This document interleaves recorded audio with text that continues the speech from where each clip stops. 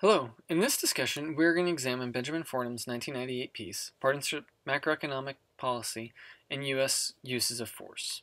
I want to remind you where we are.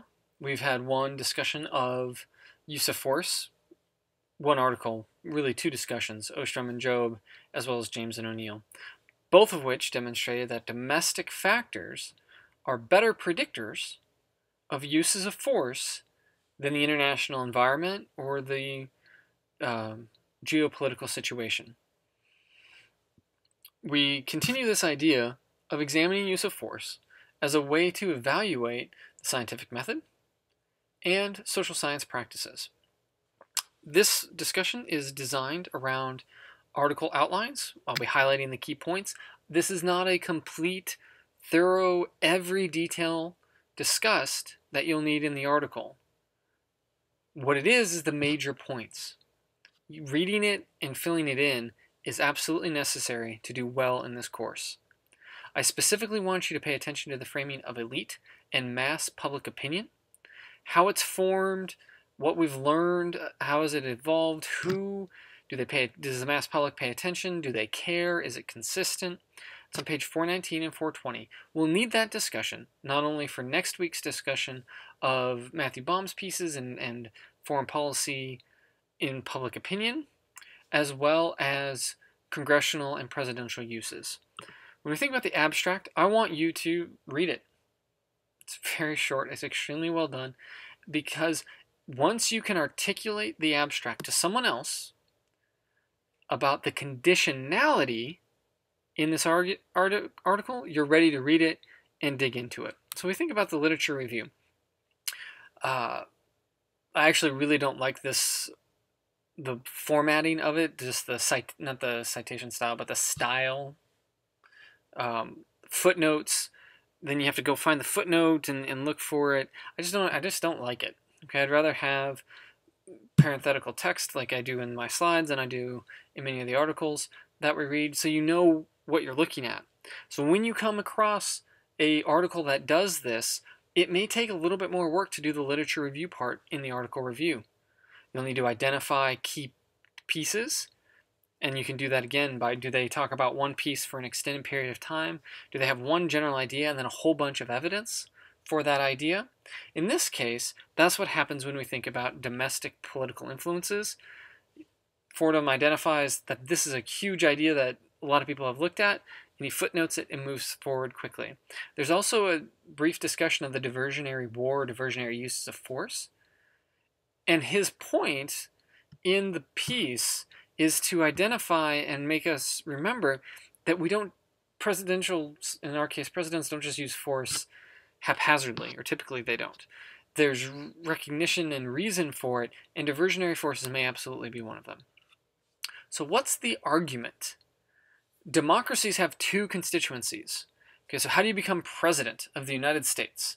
Okay, that's terrible, right? Because it's actually the Electoral College, so you can lose the popular vote, but if you win the Electoral College, you get to 270, you win.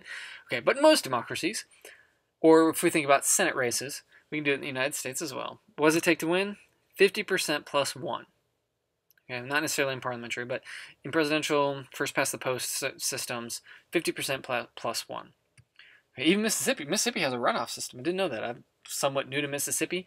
You had to have more than 50% of the overall vote, so that's why you can't have really third-party candidates, or they get kind of whittled down, so to speak. Well, there are two types, elite and populace. Elites are party activists, experts, political contributors. They care about the issue at stake. They care about whatever it is that is being debated. Right? But you have the populace, right? And they have public formation.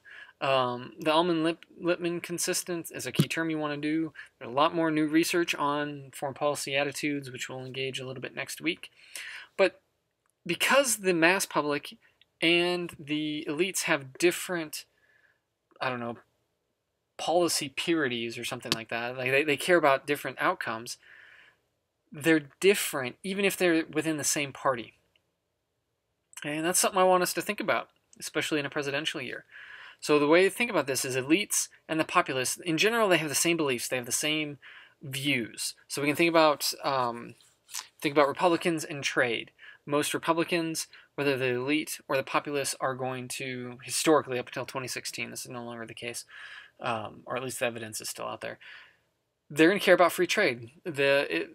As we see in this article, Republicans and Democrats have distinct beliefs on inflation, unemployment, how to structure policy. So if we're talking about trade in general, Republican elites and the populace generally have similar expectations.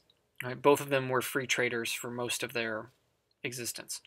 Well, they might not have the same belief in elite versus the populace. Elites are always going to be committed to that outcome. The populace, well, what if you're a furniture maker in North Carolina? They're all gone, basically, because of free trade. Right? Barriers came down, IKEA showed up, we all started getting furniture in a box, and handmade furniture is too expensive, right? So there's potential break there on elite versus populace. I want you to think about a policy issue that you care about, where a political party, Republican or Democrat, doesn't matter, or green, but the two major ones in the United States in terms of political, or seats in Congress, do it that way. Think about a difference between the mass public and the elites. And then, what's the consequence of that potential division? What Fordham does in this article is show that because there's division between those two populaces, between the populace and the elites, even in a particular issue, that creates a space for diversionary behavior. What? Right? So basically, because they can't coordinate, the popular groups can't coordinate, there's an option for diversionary uses of force. So first, we think about economic policies. So remember,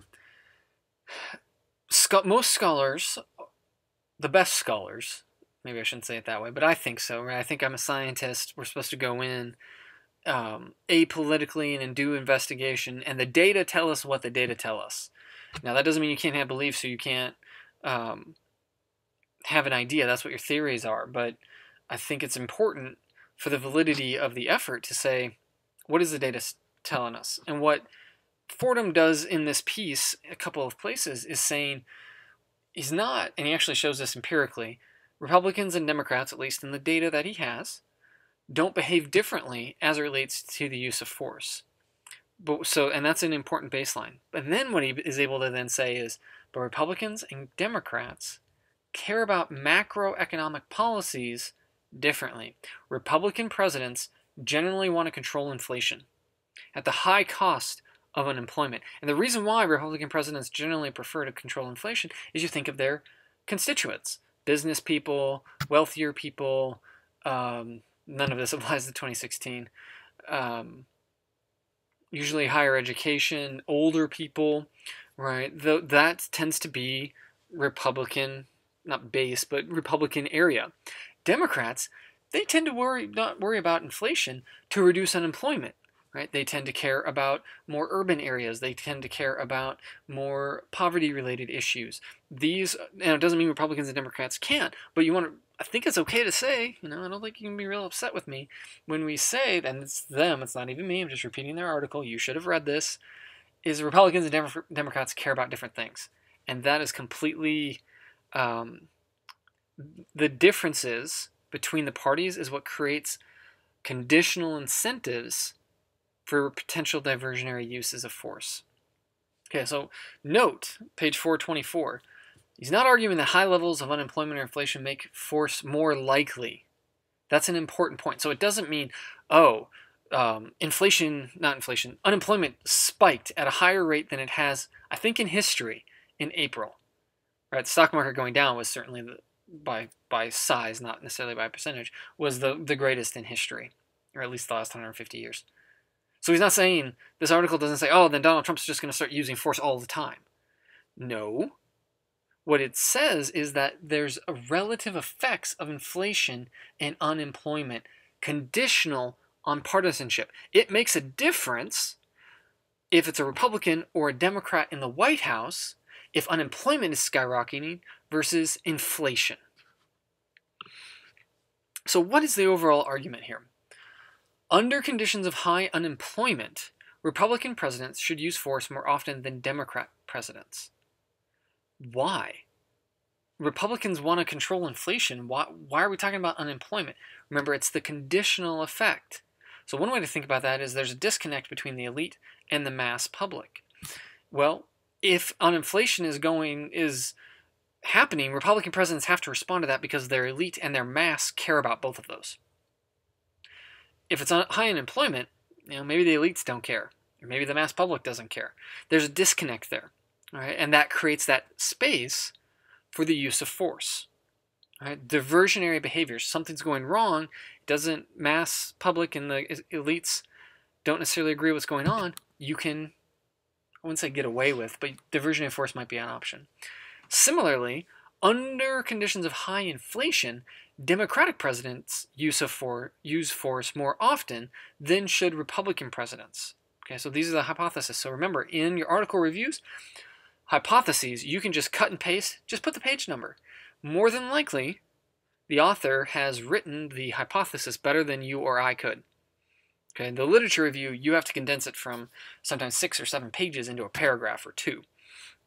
Theory, 3 or 4 or 5 or 8, 10 pages into 2 or 3 paragraphs. Hypothesis, cut and paste.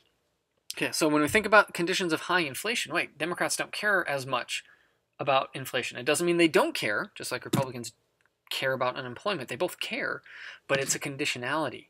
Right? It's really important to see that this is situational, that the use of force and partisanship may change based on some of these domestic factors. Okay, the research design, think about number of political uses of force. This is an update to Bletchman and Kaplan, but essentially we're using these quarterly U.S. data for all of the analysis that we do on uses of force. That should give us a nice comparison as we learn. The estimators of Poisson regression, you're supposed to find that. And then the key explanatory variable is dummy partisanship variables and some interactions that we'll discuss. But we want to think critically here. This author is specifically focusing on partisanship for how uses of force occur. And then I list the controls, and you can kind of do this as well.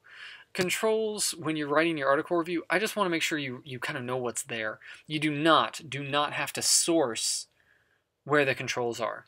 It's usually a solid sentence, because controls generally, especially newer articles, there should be convention. We should know what should be in that model. And believe it or not, I probably do know what's supposed to be in the model. All right, so we think about the results. Descriptive statistics, why is that important? Well, if we got into the theory statistics and we delve deep into that, it'd be important to know about distributions and outliers, missing data as transformations, how we deal with some of those. But for our purposes, we're going to trust most of the authors, and I'm not going to give you a piece that at least wasn't done well. We might not agree with it, you or me or us, whether it was, or redo it or find something that contradicts it. But when it was published, it was good science, it was well done, it was thorough. Doesn't mean it's mistake-free, right? Same with anything that I ever do. Model 1 shows the direct effect. Model 2 shows partisanship differences. Why do they need to have Model 1 and Model 2 here? What they're showing is that there's no direct effect of inflation or unemployment. So again, if we think about the February example, or March, it wasn't like, oh, the president, unemployment's going crazy, let's just use force. There's no direct effect on that. Whether Republicans or Democrats are in office, it doesn't matter. Model 2 shows the partisan differences, and there aren't any. So it doesn't matter if you just put, okay, we are modeling Republicans in the White House. That variable is statistically insignificant. It's a dummy variable, which means it's 0 or 1, which means Democrat. It also is capturing that there's no Democrat effect, because if we're coding it for Democrats and it says Democrats like the article, it's a 1 if it's a Democratic president, it's a 0 if it's a Republican, right? And since our system, there's only 2 parties, it's fairly convenient. Okay, so Model 3 is the key one. And this is the interaction of partisanship and unemployment. And what this shows is that Democrats are more likely than Republicans to use force with high inflation. Republicans are more likely than Democrats to use force with high unemployment. That's exactly what the theory says it should. Right? There should be, because of the conditionality of these effects and the differences between the mass and the elite constituents, there's opportunities when it's, one way to think about it, there's opportunities for it when it's not your area of most concern. Because in your area of most concern, The partisans are going to be consistent. I think this is one of the best graphs that we see in this class because it shows us differences on the predicted probability of the use of force over unemployment rates. Now, at one point in my teaching career this spring, 12% unemployment was unimaginable. Now we're thinking 15 is terrible. It's awful. I'm not saying that, but considering some of the predictive models, we're at 20 or 22 or 23%. Twice that at some levels of the Great Depression. 12 is high. Well, what does this show? What this shows is not that Republican presidents are more likely to use force. They're the dark line. Remember, this is the conditional effect. So this is the effects of unemployment on predicted uses of force with unemployment rates. And there is a difference between Republicans and Democrats. Here, because it's unemployment, Republicans, as the unemployment rate goes up, the likelihood of the use of force does go up. The inverse would also be true. If we were looking at inflation, the lines would be flipped. The dotted line represented the Democrats would have a steeper curve, and the line for the Republicans would have a shallower curve, because it's the difference in the issue areas. If this graph doesn't make sense or any aspect of this particular article is unclear, send me an email. I'll record videos on specific issues if you're struggling, and if you have a question, you're not the only one. Okay? This is a great article. This, to me, is really where we start thinking much more critically about the use of force. Not that was really poorly stated, but I'm way too far in this video to try again. This article is designed and executed in the standard scholarly approach: research question, literature review, theory, hypothesis, research design, results, conclusion, implication. We're going to start to see that pattern much more. The first reading is foundational and somewhat fits that, but we need to be able to start seeing and asking questions. So I do hope you send me questions if you have them. There are additional analysis that I want you to review, that you need to review to be prepared for the exams. First, they look at the Cold War and Vietnam syndrome. Review the terms for one of the chapters. Vietnam syndrome's there. If you're not familiar with it, Vietnam was horrific in its totality. We're not going to get into it today, but recognize it changed how U.S. foreign policy was conducted. Just like Somalia in 1993 changed U.S. foreign policy in Africa, many scholars would argue until this day, because of everything that goes into that. Okay, so as scholars, we at least want to acknowledge, well, we're looking from 1950 to 1994. Yeah, things changed. There's time things we need to make sure we have. Next, there's individual, and this one's really, really important with the next lecture, individual scholarly discussion: Truman, Kennedy, Carter. Why do individual analysis? Figure 2 is the inverse that I discussed, and review them. And then finally, I really appreciate the idea of caution in scientific inquiry, and that's found on page 435. Fordham here says, this is just one piece of the larger puzzle of our understanding of the use of force. And while it does support the idea that partisanship is influential, we need more investigation. I just think humility as a scientist is really important, because we actually hope, that someone is going to come along and do what we did better. They're going to improve the idea, they're going to have better data, they're going to extend what we do until we get it right. Because we want to know why presidents use force. That's the ultimate question. How we get there is the scientific method. Thanks for listening. Send me your questions as you have them.